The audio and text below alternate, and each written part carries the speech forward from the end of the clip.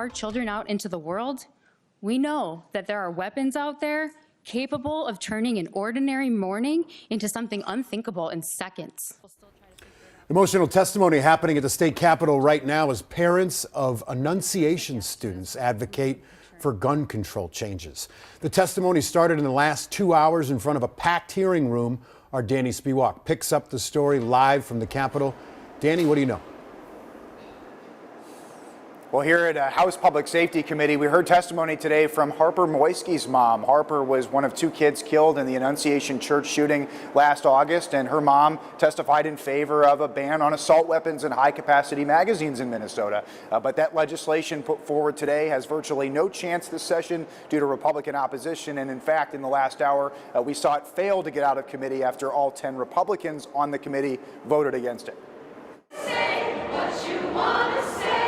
Through song and prayer, Annunciation families made a direct plea to state lawmakers on Tuesday, Representative Vidal Duran, we hold them in peace, demanding they pass gun restrictions. We're not willing to let this go. In an afternoon committee meeting, the House DFL presented bills to ban semi-automatic military-style assault weapons, as well as high-capacity magazines that can hold more than 10 rounds. What kind of state are we going to be? Supporters include the parents of 10-year-old Harper Moisky, one of the 2 kids killed in the Annunciation shooting. This is not like other guns. The damage to Harper's body was so severe, we were not allowed to see her, hold her, or be with her body ever again. Despite the testimony from Annunciation parents, House Republicans are opposed to such bans. We just have a difference of opinion on the best way to go forward. With a tie in the House, GOP Floor Leader Harry Niska and his caucus are blocking the legislation from moving past committee. Why not at least let it come to a vote of the full House and see where it lands? First of all, there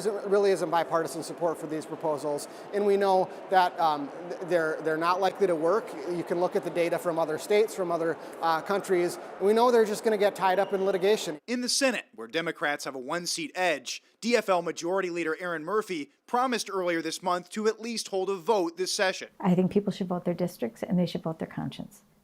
But I think we should take a vote. And with the 1-seat majority, do you think it would pass?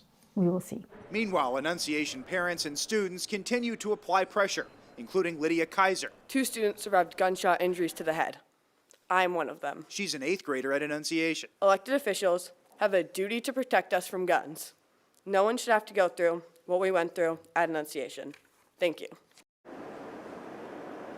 Republicans in both chambers say their priority legislation around responding to the Annunciation tragedy involves mental health supports and school safety initiatives, including expanding security aid and funding to private schools like Annunciation. And we saw some of those proposals brought forth by House Republicans in a separate committee today.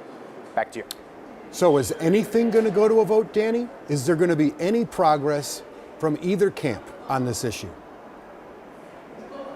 Well, it doesn't appear that assault weapons bans or high-capacity magazine bans will have any chance of moving forward due to Republican opposition, but there are some issues around other types of firearm legislation, maybe school safety and mental health, where Governor Walz said today that he may be supportive of that. So they may find solutions in some areas, but not on the assault weapons issue.